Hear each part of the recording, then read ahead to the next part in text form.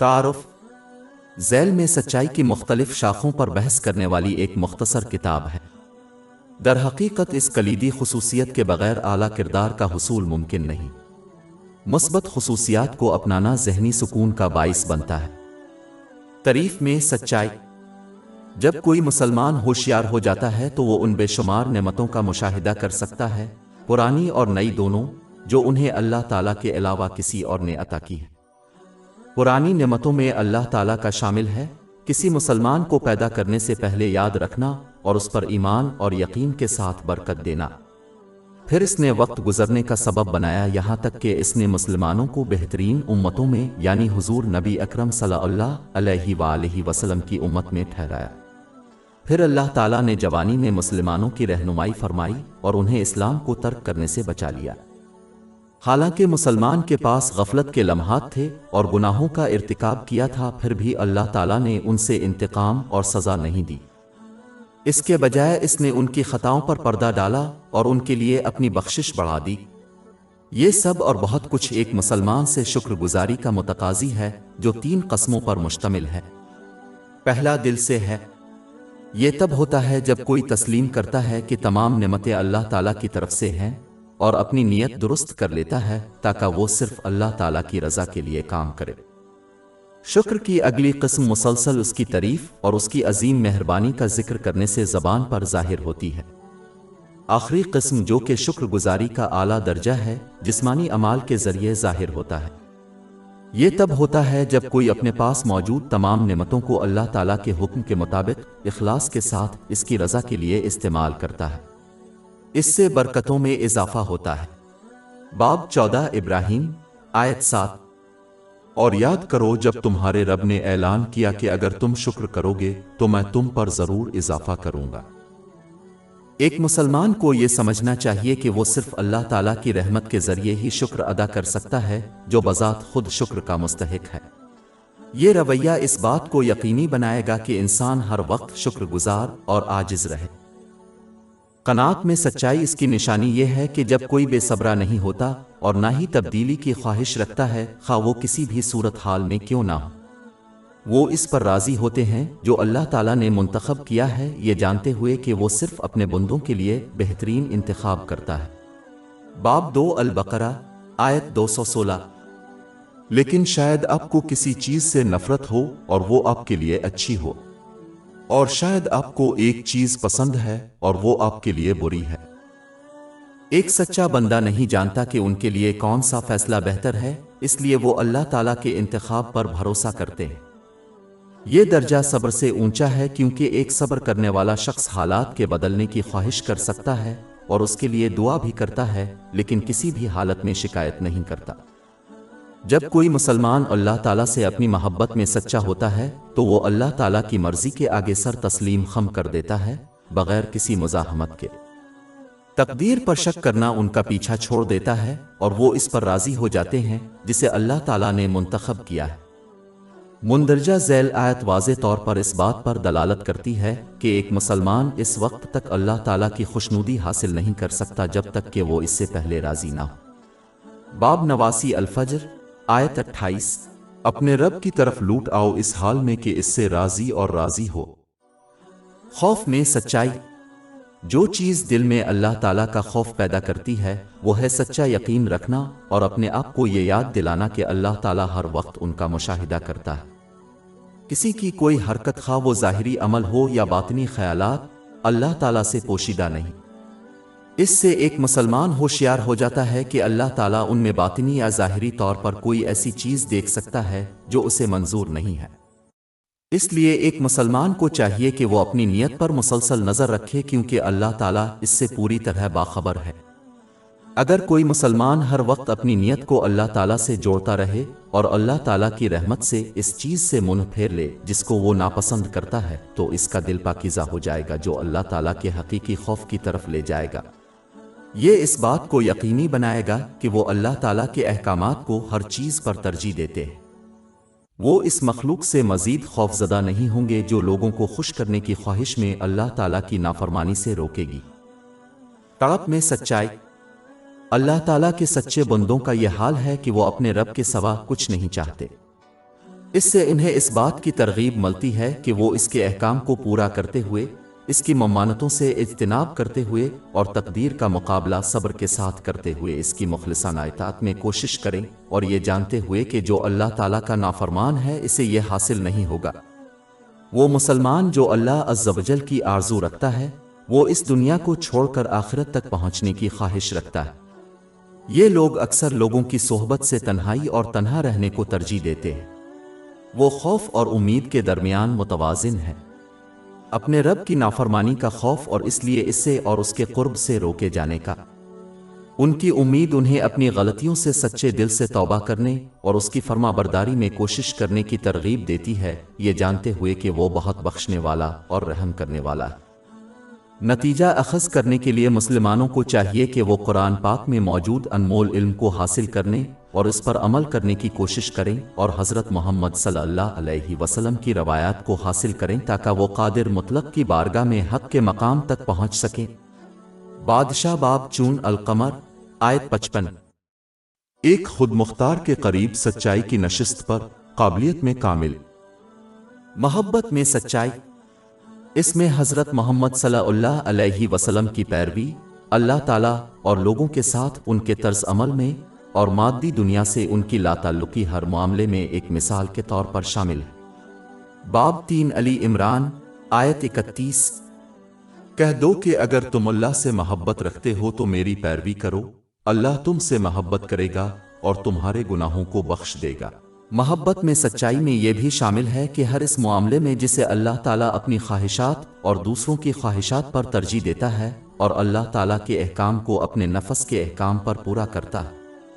جو اللہ تعالیٰ سے سچی محبت کرتا ہے وہ ہمیشہ اس کو اپنے دل، زبان اور عمل سے اس کی سچی اطاعت میں اس کے احکام کی تعمیل، اس کی ممانتوں سے اجتناب اور صبر کے ساتھ تقدیر کا سامنا کرتے ہوئے اسے یاد کرتا ہے۔ عاشق غفلت سے باز آ جائے گا اور اپنے پاس موجود نعمتوں کو اپنے محبوب یعنی اللہ تعالیٰ کی مرضی کے مطابق استعمال کرنے کی کوشش کرے گا۔ وہ اللہ تعالیٰ کو نہ بھولیں گے اور نہ ہی اس کے احکام کو نظر انداز کریں گے۔ وہ مسلسل ڈرتے ہیں کہ ان کی نافرمانی اللہ تعالیٰ کو ان کو ناپسند کرے گا، جو انہیں مزید اطاعت کی طرف لے جائے گا۔ وہ اپنے واجبات کو ادا کرتے ہوئے اور رضاکارانہ نیک کاموں میں کوشش کرتے ہوئے اللہ تعالیٰ کی محبت تلاش کرتے ہیں، جس کی نصیحت صحیح بخاری نمبر 6502 میں موجود ایک حدیث میں کی گئی ہے۔ اللہ تعالیٰ نے ہر طرح سے اور ان تمام چیزوں سے کنارہ کشی اختیار کرنا جو اس حتمی مقصد میں معاون نہیں ہے۔ محبت کی ابتدا اس وقت ہوتی ہے جب کسی کو اللہ تعالیٰ کی طرف سے دنیاوی نعمتیں عطا کی جاتی ہیں، لیکن جب کوئی علم حاصل کرتا ہے اور اس کی اطاعت میں کوشش کرتا ہے تو وہ اللہ تعالیٰ سے محبت کرنے لگتا ہے، خواہ اسے دنیاوی نعمتیں حاصل ہوں یا نہ ہوں، جیسا کہ وہ سمجھتے ہیں کہ اللہ تعالیٰ اپنے بندے کے لیے جو بہتر ہے وہی دیتا ہے اور روکتا ہے۔ اللہ تعالیٰ سے سچی محبت نہ آسانی کے وقت بڑھتی ہے اور نہ مشکل کے وقت گھٹتی ہے۔ ایسا سلوک کرنے والا صرف نعمتوں کا عاشق ہے۔ حیا میں سچائی، جامع ترمذی نمبر 2458 میں موجود ایک حدیث کے مطابق اللہ تعالیٰ کی حقیقی شرم و حیا کا ہونا اس وقت ہوتا ہے جب انسان اپنے پانچوں حواس کو اس کی نافرمانی سے بچاتا ہے۔ اس میں اپنے جسم کو حرام کھانے جیسے حرام سے بچانا اور اللہ تعالیٰ کے خوف سے اپنی عفت کی حفاظت کرنا شامل ہے۔ اس میں اکثر کسی کی موت کو یاد کرنا اور تیاری کرنا شامل ہے، اور آخر میں اس میں اس مادی دنیا کی زیادتی سے منہ موڑنا بھی شامل ہے جو انہیں ابدی آخرت کے لیے جدوجہد کرنے کی ترغیب دے گا۔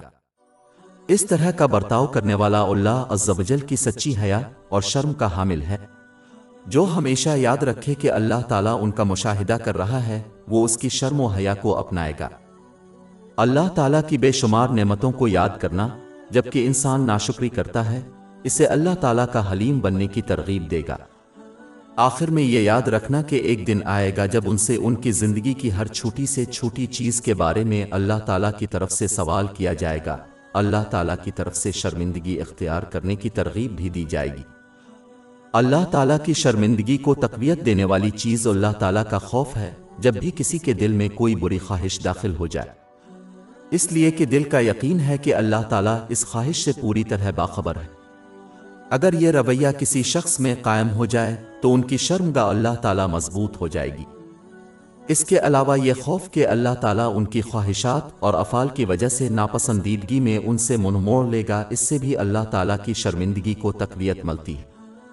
لیکن یہ شرم و حیا کمزور ہو سکتی ہے اور بعض صورتوں میں اس صورت میں غائب ہو سکتی ہے جب کوئی شخص اپنے بیان کردہ طریقے پر پرکھنا چھوڑ دے اور اللہ تعالیٰ کے احکام و ممنوعات میں خلوص نیت سے اطاعت کو ترک کر دے۔ شیطان کی مخالفت میں سچائی۔ ایک مسلمان کو شیطان کے ہتھیاروں کو کاٹنے کے لیے سرگرم عمل ہونا چاہیے، جیسا کہ شیطانی خیالات پر عمل کرنا۔ اس کو حاصل کرنے کا طریقہ یہ ہے کہ اپنے آپ کو گناہوں کے منفی اثرات جیسے عذاب اور رسوائی کے بارے میں مسلسل یاد دلاتے رہیں۔ ایک مسلمان کو چاہیے کہ وہ اپنے خیالات اور اعمال پر اس بات کو یقینی بنائے کہ وہ صرف اللہ تعالیٰ کے لیے سوچیں اور عمل کرے۔ یہ یاد رکھنا ضروری ہے کہ شیطان کبھی بھی لوگوں سے غافل نہیں ہوتا اور ہمیشہ انہیں گمراہ کرنے کی کوشش کرتا ہے۔ وہ مسلمانوں کے اپنے آپ کو بہتر بنانے کے عزم کو کمزور کرنے کے لیے سخت محنت کرتا ہے اور انہیں مخلصانہ توبہ میں تاخیر کرنے کی ترغیب دیتا ہے۔ وہ مسلمانوں کو اپنے اچھے خیالات اور ارادوں پر عمل کرنے میں تاخیر کرنے کی ترغیب دیتا ہے، اس امید پر کہ وہ آخرکار بھول جائیں گے یا مستقبل میں ان پر عمل کرنے کا موقع نہیں پائیں گے۔ جب بھی کوئی مسلمان نیک کاموں میں مشغول ہوتا ہے تو شیطان اسے دنیاوی چیزیں یاد دلاتا ہے جو ان کی توجہ کی ضرورت ہوتی ہیں اور اس طرح وہ نیکی حاصل کرنے سے روک دیتے ہیں۔ ایک مسلمان کو اپنے غصے پر قابو پانے کی کوشش کرنی چاہیے، کیونکہ اس وقت شیطان حملہ کرتا ہے جس سے آدمی حد سے گزر جاتا ہے اور کبیرہ گناہوں کا ارتکاب کرتا ہے۔ اس لیے ایک مسلمان کے لیے ضروری ہے کہ وہ شیطان کے پھندے پر علم حاصل کرے تاکہ وہ ان سے بچ سکے۔ جہالت انسان کو اپنے جال میں پھنسائے گی جس سے دونوں جہانوں کی بھلائی ختم ہو جائے گی۔ شیطان سے اللہ تعالیٰ کی بارگاہ میں پناہ مانگنی چاہیے۔ یہ صرف اس کی مخلصانہ اطاعت سے، اس کے احکامات کو پورا کرنے، اس کی ممانعتوں سے اجتناب اور صبر کے ساتھ تقدیر کا سامنا کرنے سے حاصل ہوتا ہے۔ باب 15 الحجر آیت 42۔ بے شک میرے بندے ان پر تیرا کوئی اختیار نہیں ہوگا۔ اس کے علاوہ ایک مسلمان کو اپنے آپ کو اللہ تعالیٰ کی ہمہ جہت نگاہوں کی یاد دلانا چاہیے۔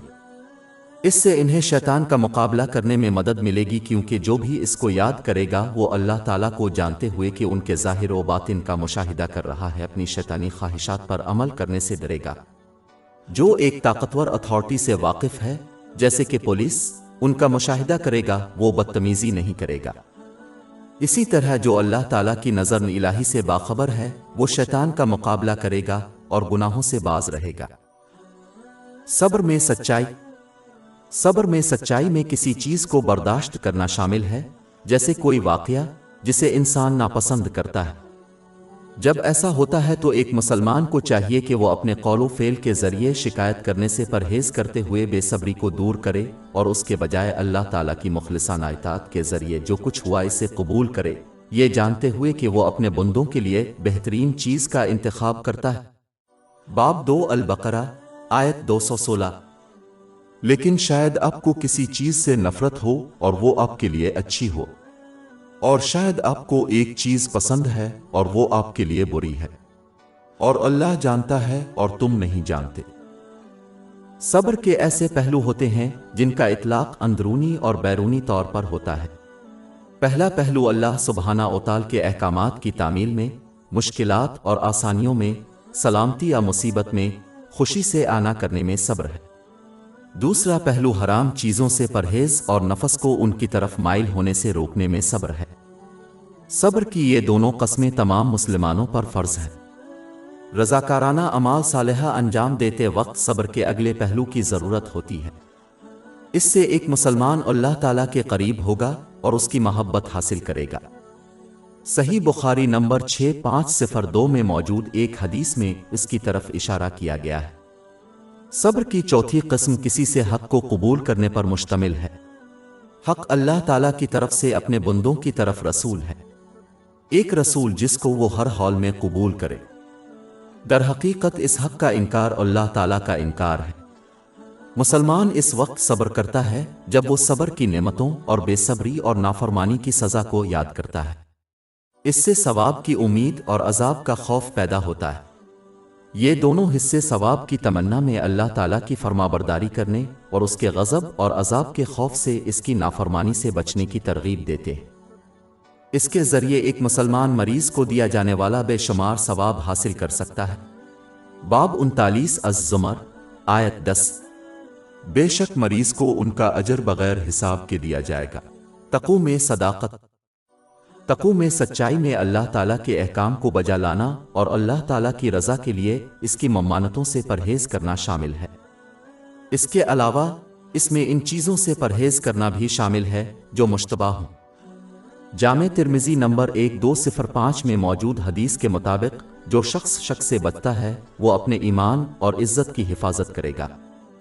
در حقیقت جامع ترمذی نمبر 2451 میں موجود ایک حدیث میں یہ نصیحت ہے کہ مسلمان اس وقت تک متقی نہیں ہو سکتا جب تک کہ وہ ان چیزوں سے پرہیز نہ کرے جو کہ حرام نہیں ہیں، احتیاط کی بنا پر وہ کسی کو حرام کی طرف لے جائیں۔ مشکوں سے پرہیز کا سب سے اہم پہلو رزق حاصل کرنا ہے۔ حرام اور مشتبہ چیزوں سے ہمیشہ پرہیز کرنا چاہیے اور صرف حلال اور پاک کے حصول کی کوشش کرنی چاہیے۔ اس سچائی کی ایک شاخ میں مادی دنیا کے اضافی اور غیر ضروری پہلوؤں سے پرہیز کرنا بھی شامل ہے۔ یہ صرف اپنی ضروریات اور ذمہ داریوں کو پورا کرنے کے لیے اس مادی دنیا سے کافی لینے پر مشتمل ہے۔ کسی کو اس کی اسراف خواہشات کی پیروی کر کے اپنے نفس کو غضب نہیں کرنا چاہیے کیونکہ یہ انہیں صرف حرام کی طرف لے جائے گا۔ یہاں تک کہ اگر کوئی اسراف میں ملوث ہونے سے زیادہ حرام سے محفوظ ہے تو قیامت کے دن اس کے احتساب میں اضافہ ہی ہوگا۔ جس کا جتنا زیادہ احتساب کیا جائے گا ان کو سزا ملنے کا امکان اتنا ہی زیادہ ہوگا۔ یہی وجہ ہے کہ حضور نبی اکرم صلی اللہ علیہ وآلہ وسلم نے صحیح بخاری نمبر 6536 میں موجود ایک حدیث میں تنبیہ کی ہے کہ جس شخص کے اعمال کی اللہ تعالیٰ قیامت کے دن جانچ پڑتال کرے گا تو اسے سزا ملے گی۔ کھانے پینے، لباس اور رہائش کے معاملے میں لالچ اور اسراف دونوں سے بچنا چاہیے۔ اگرچہ وہ انبیاء کرام علیہم السلام تھے جیسے کہ حضرت داؤد علیہ السلام اور دوسرے نیک لوگ جو ابھی تک مالدار تھے، ان کا مال کمانے اور خرچ کرنے کا مقصد صرف اور صرف اللہ تعالیٰ کو راضی کرنا تھا۔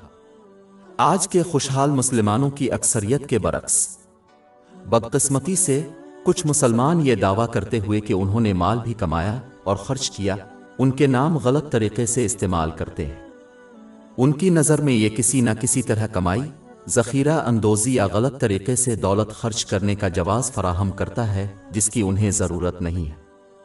ان کا طرز عمل ان صالح پیشوں کے اعمال سے متصادم ہے جو صرف اپنی ضروریات اور ذمہ داریوں کو پورا کرنے کے لیے کماتے تھے۔ جو لوگ مالدار تھے انہوں نے اپنا مال صرف اللہ تعالیٰ کی رضا کے مطابق خرچ کیا، اسے کبھی اسراف اور لالچ میں جمع نہیں کیا۔ آج کتنے خوشحال مسلمان اپنے بارے میں ایسا کہہ سکتے ہیں؟ اس کے علاوہ مسلمانوں کو یہ سمجھ لینا چاہیے کہ مال حاصل کرنے والے نیک لوگ زمین پر اللہ تعالیٰ کے امانت دار ہیں۔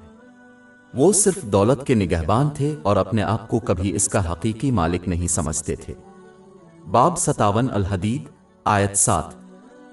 اللہ اور اس کے رسول پر ایمان لاؤ اور اس میں سے خرچ کرو جس میں اس نے تمہیں پہ در پہ وارث بنایا ہے۔ وہ سمجھ گئے کہ اللہ تعالیٰ نے انہیں کیوں پیدا کیا اور ان سے کیا چاہتا تھا، چنانچہ انہوں نے صرف اللہ تعالیٰ کے حکم کے مطابق مال خرچ کیا اور اپنی خواہشات کے مطابق کبھی مال خرچ نہیں کیا۔ ان صالحین کو یقین تھا کہ ان کی جانیں اور مال صرف اللہ تعالیٰ کے لیے ہے، چنانچہ وہ ہر دنیاوی نعمت کو اللہ تعالیٰ کے حکم کے مطابق استعمال کرتے ہوئے شکر کے اعلیٰ درجے پر پہنچ گئے۔ ان لوگوں کو بہت سی دنیاوی چیزیں دی گئی ہوں گی لیکن انہوں نے ان پر بھروسہ نہیں کیا، وہ صرف اللہ تعالیٰ پر بھروسہ رکھتے ہیں۔ انہوں نے اپنے سامان میں کوئی لذت محسوس نہیں کی اور انہیں صرف ایک فرض کے طور پر دیکھا جسے اللہ تعالیٰ کی رضا کے مطابق ادا کرنے کی ضرورت ہے۔ ان کے دل اپنی چیزوں سے جڑے ہوئے نہیں تھے اور نہ ہی انہوں نے لالچ میں جمع کر کے دوسروں کو دنیاوی نعمتوں سے لطف اندوز ہونے سے روکا تھا۔ اس لیے ان کے پاس دنیاوی چیزیں تھیں لیکن چیزیں ان کے پاس نہیں تھیں۔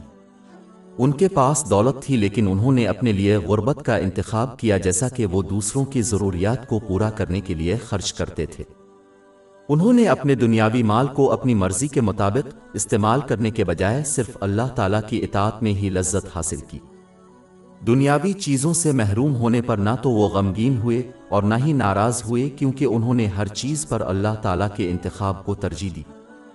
انہوں نے اپنے دنیاوی مال میں کوئی لذت خوشی نہیں لی، بس در حقیقت وہ دنیاوی چیزوں کے مالک ہونے کے باوجود مادی دنیا سے کنارہ کش ہو گئے تھے۔ مال ان کے دلوں میں نہیں، ان کے ہاتھ میں تھا۔ وہ سمجھ گئے کہ اللہ تعالیٰ کی حقیقی محبت اس مادی دنیا سے اپنے دلوں اور ارادوں سے منہ موڑنے پر مشتمل ہے۔ باب 20 تاہا آیت 131۔ اور اپنی نگاہیں ان چیزوں کی طرف مت پھیلاؤ جس کے ذریعے ہم نے ان میں سے کچھ لوگوں کو لذت بخشی ہے، یہ صرف دنیاوی زندگی کی رونق ہے جس سے ہم ان کو آزماتے ہیں، اور تیرے رب کا رزق بہتر اور باقی رہنے والا ہے۔ حقیقت میں یہ بات بالکل واضح ہوتی ہے جب کوئی شخص یہ فرض کرنے کے بجائے کہ وہ صرف تاجر تھے۔ بدقسمتی سے آج بہت سے مسلمان ان کے نقش قدم پر چلنے کا دعویٰ کرتے ہیں، حالانکہ وہ مادی دنیا کو جمع کرنے میں غرق ہو جاتے ہیں۔ لوگوں کی اکثریت یہ سوچنے میں بے وقوف ہے کہ وہ ان کے نقش قدم پر چل رہے ہیں، جب وہ حقیقت میں ایک جیسے نہیں ہیں۔ یہ دنیاوی لوگ اپنے مال پر بھروسہ اور محبت کرتے ہیں، جبکہ نیک لوگوں کے پاس دنیاوی مال تھا لیکن صرف اللہ تعالیٰ پر بھروسہ اور محبت کرتے تھے۔ دنیاوی مال صالحین کے ہاتھ میں تھا، ان کے دلوں میں نہیں تھا، جبکہ آج بہت سے لوگوں کے ہاتھ میں کوئی مال نہیں ہے لیکن پھر بھی ان کے دلوں میں ہے۔ انسان کو اس بات پر دھیان دینا چاہیے کہ اللہ تعالیٰ نے مادی دنیا کو کس طرح بیان کیا ہے، اور اس لیے اسے ابدی آخرت کی تیاری پر ترجیح نہیں دینی چاہیے۔ باب 57 الحدید آیت 20۔ جان لو کہ دنیا کی زندگی صرف تماشا ہے، اور زینت اور ایک دوسرے پر فخر کرنا اور مال و اولاد کی بڑھوتری میں مقابلہ ہے۔ یہ نوٹ کرنا ضروری ہے کہ مادی دنیا جس سے کسی کو الگ ہونا چاہیے دراصل اس کی خواہشات سے مراد ہے۔ یہ مادی دنیا کا حوالہ نہیں دیتا جیسے پہاڑ۔ اس کی نشاندہی باب 3 علی عمران آیت 14 سے ہوتی ہے۔ لوگوں کے لیے مزین ہے اس چیز کی محبت جس کی وہ خواہش کرتے ہیں، عورتوں اور بیٹوں کی، سونے اور چاندی کے ڈھیروں سے، عمدہ نشان والے گھوڑے اور مویشی اور کھیتی والی زمین۔ یہ دنیا کی زندگی کا مزہ ہے، لیکن اللہ کے پاس بہترین واپسی ہے۔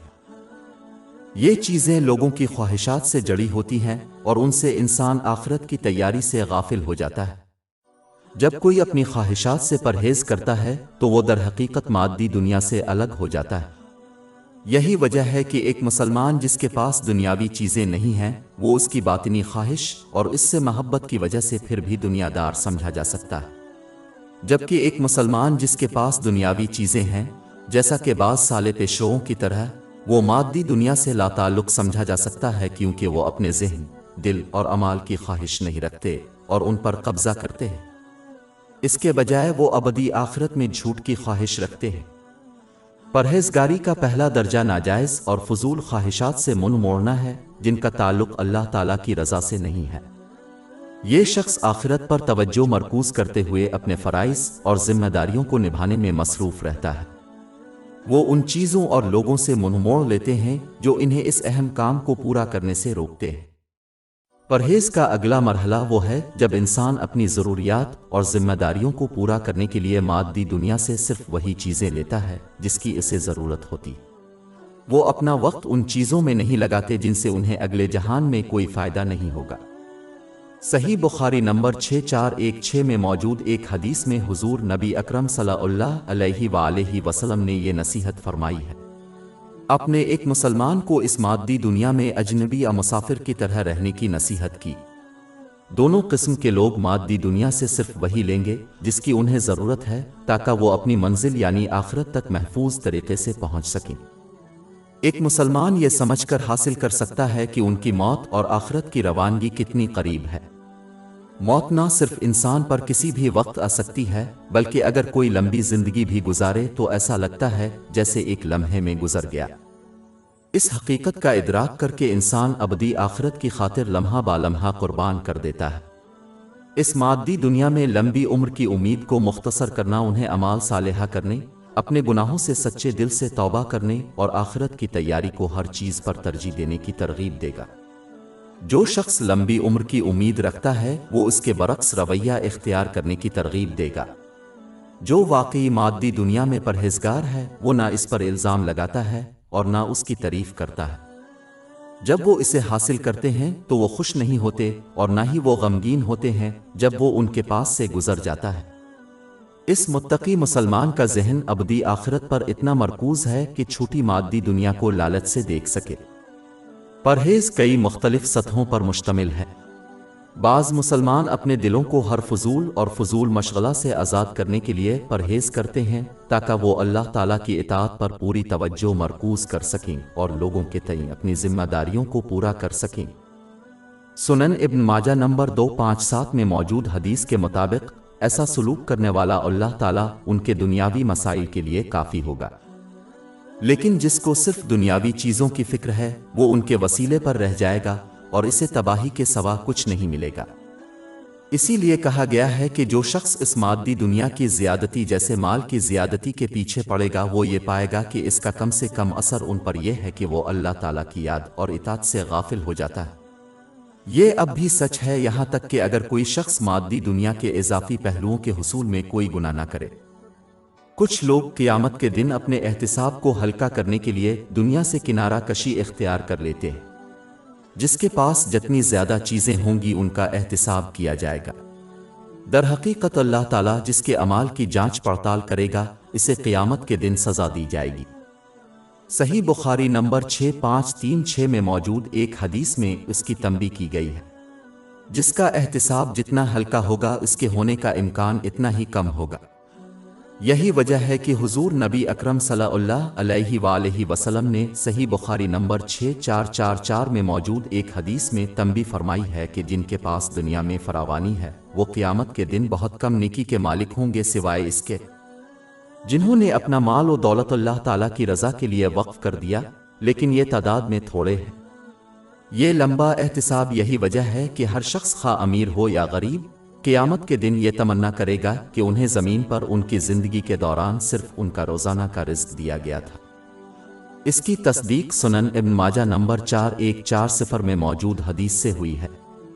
کچھ مسلمان اس مادی دنیا کی زیادتی سے جنت کی خواہش سے پرہیز کرتے ہیں جو اس مادی دنیا کی لذتوں سے محروم ہو جاتا ہے۔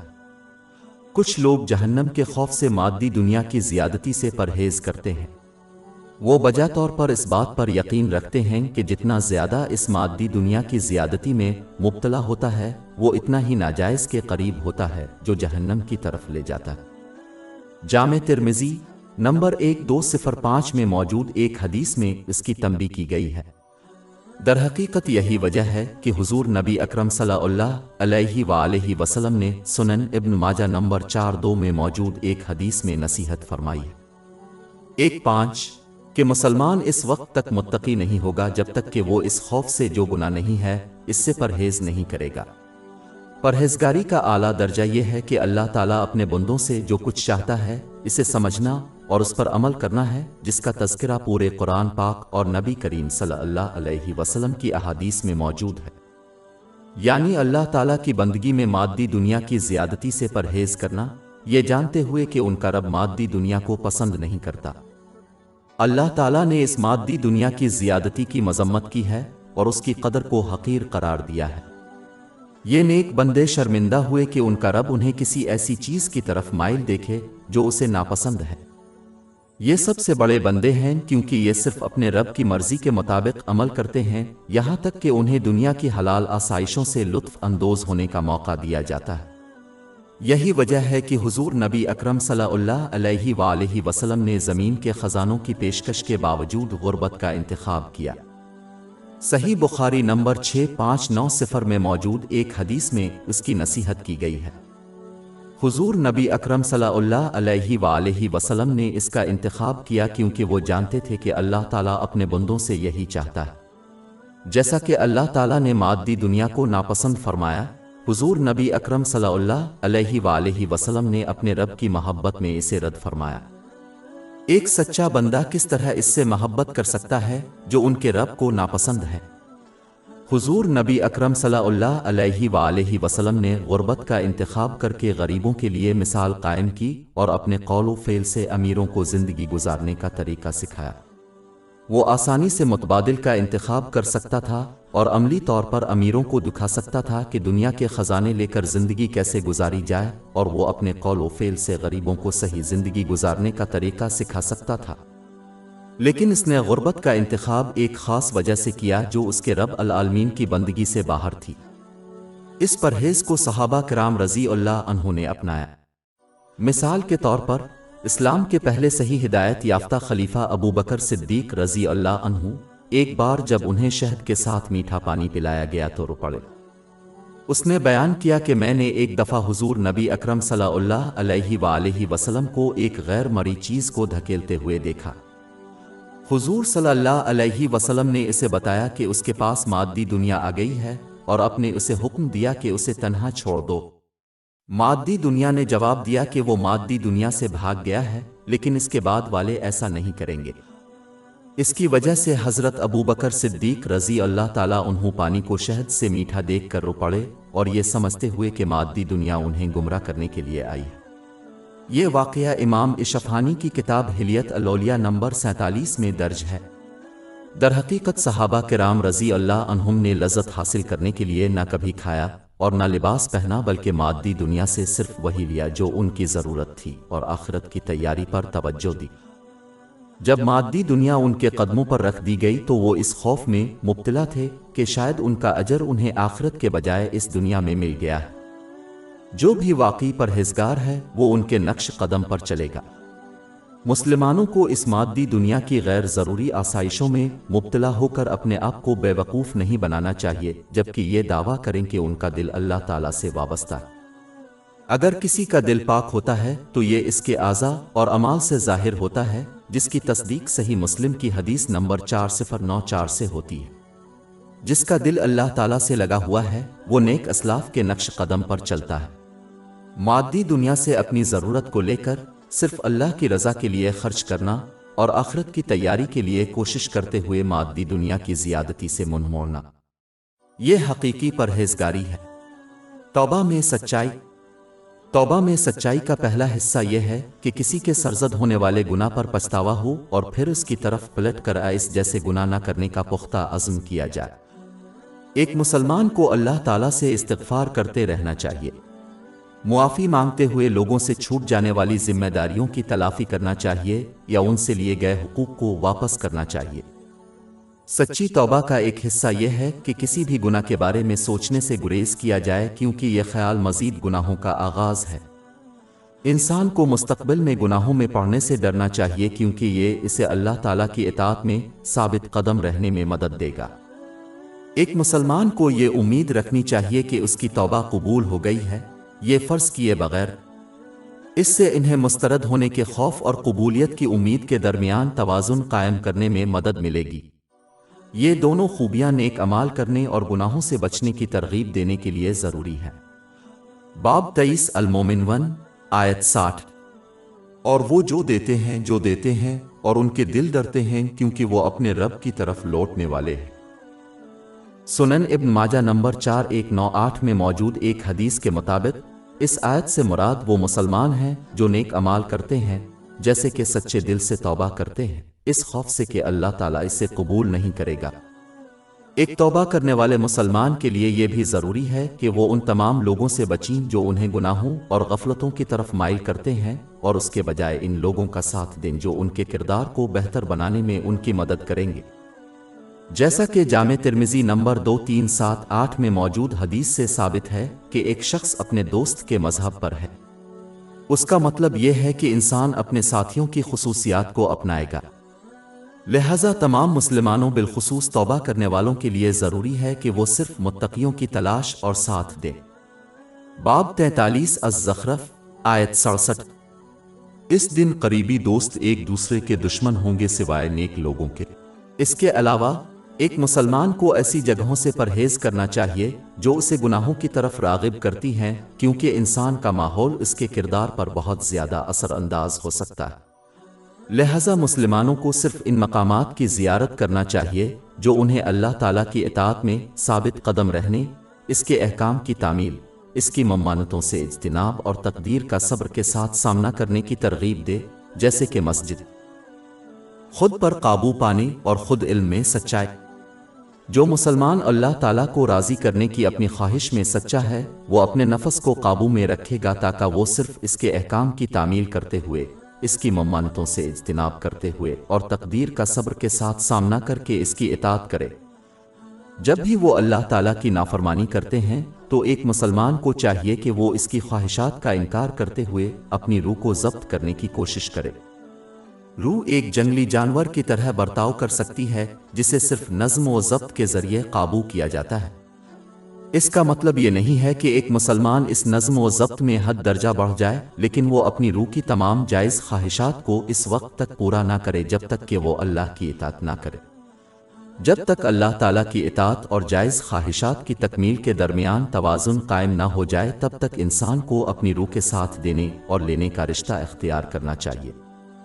لیکن یہ جاننا ضروری ہے کہ جو اپنی جائز خواہشات پر جتنا زیادہ عمل کرے گا، قیامت کے دن ان کا احتساب اتنا ہی کم ہوگا اور ان کے گمراہ ہونے اور اپنی ناجائز خواہشات کی تکمیل کا امکان اتنا ہی کم ہوگا۔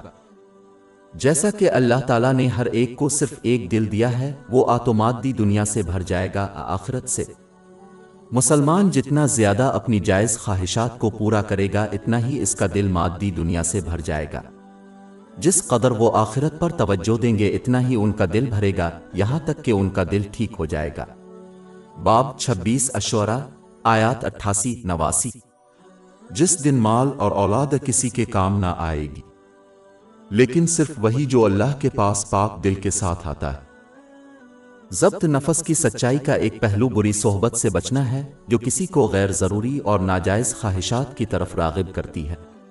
جیسا کہ سنن ابو داؤد نمبر 4833 میں موجود حدیث میں حضور نبی اکرم صلی اللہ علیہ وآلہ وسلم نے تنبیہ کی ہے کہ ایک شخص اپنے دوست کے مذہب پر ہے۔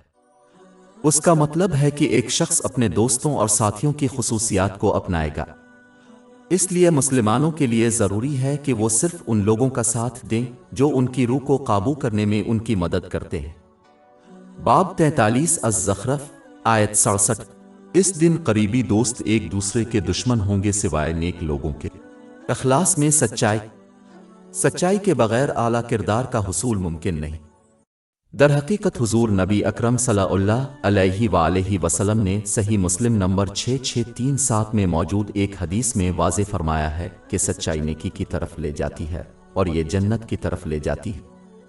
انسان حق پر اس وقت تک ثابت قدم رہتا ہے جب تک کہ وہ اللہ تعالیٰ کے ہاں سچا لکھا نہ جائے، جبکہ جھوٹ گناہوں کی طرف لے جاتا ہے اور گناہ جہنم میں لے جاتے ہیں۔ ایک شخص جھوٹ بولتا رہے گا یہاں تک کہ وہ اللہ تعالیٰ کے ہاں بہت بڑا جھوٹا لکھا جائے گا۔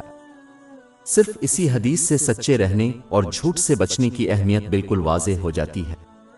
سچائی کا پہلا پہلو اخلاص میں سچائی۔ اس کا مطلب یہ ہے کہ ایک مسلمان کو اپنے تمام اعمال اور خیالات میں اللہ تعالیٰ کو راضی کرنا چاہیے۔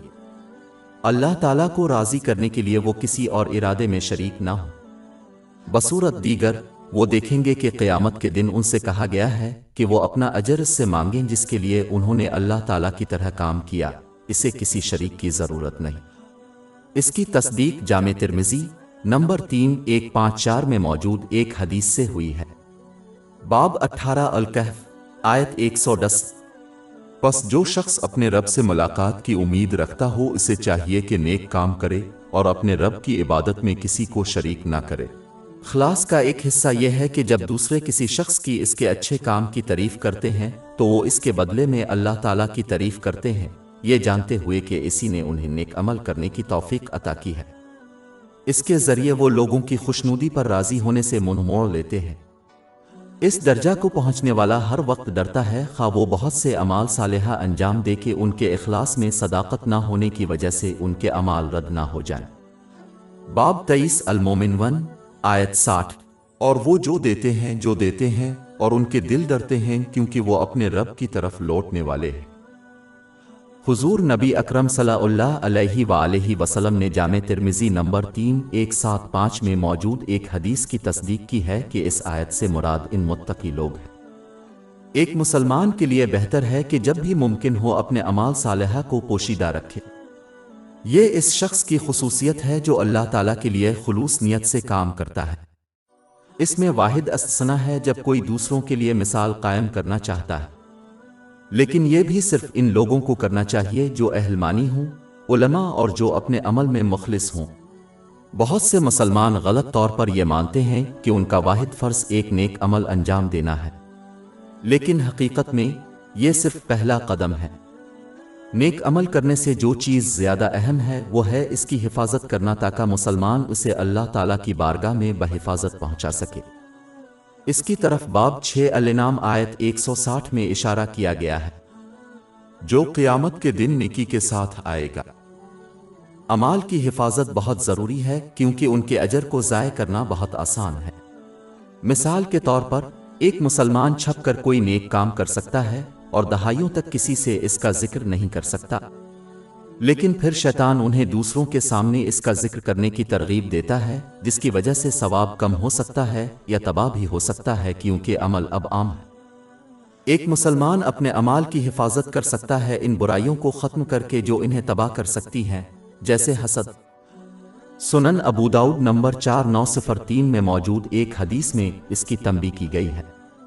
आखिर में इखलास में सच्चाई यह है कि एक मुसलमान सिर्फ अल्लाह ताला से अपने नेक अमाल के अजर की उम्मीद रखे।